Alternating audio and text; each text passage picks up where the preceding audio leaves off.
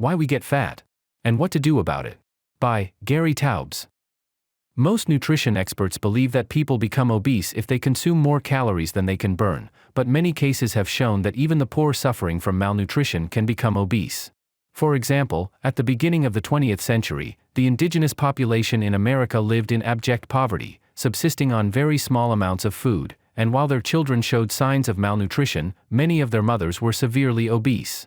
Certainly, the mothers were not eating more than their children and leaving them to starve, so the belief of nutrition experts seemed logical and convincing at first, but it turned out to be incorrect.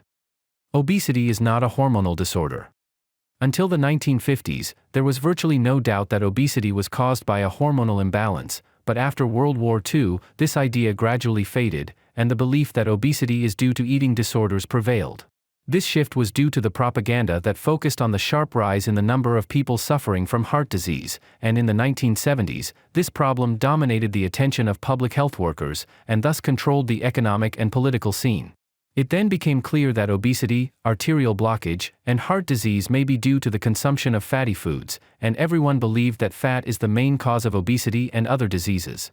So the belief prevailed that anyone who wants to lose weight should reduce the amount of fat they consume, but people did not lose weight in this way, and over the years the numbers of those suffering from obesity and heart disease have increased. Determine what you eat, know why you gain weight.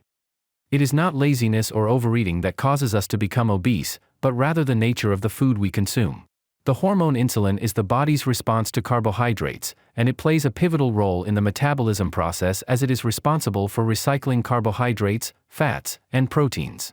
Insulin facilitates the conversion of energy into muscle tissue in the location where it is burned, while at the same time stimulating our fat tissues to store any unnecessary energy. Foods rich in carbohydrates, such as sweets, bread, potatoes, pasta, and rice, fill the bloodstream with sugars, forcing our bodies to distribute insulin. But the higher the insulin level, the more the body is stimulated to store fat.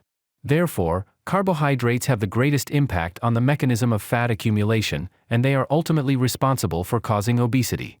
If we eliminate quick-acting carbohydrates from our daily diet, we will not only prevent fat accumulation, but also force the body to release the fat that is already stored and convert it into energy.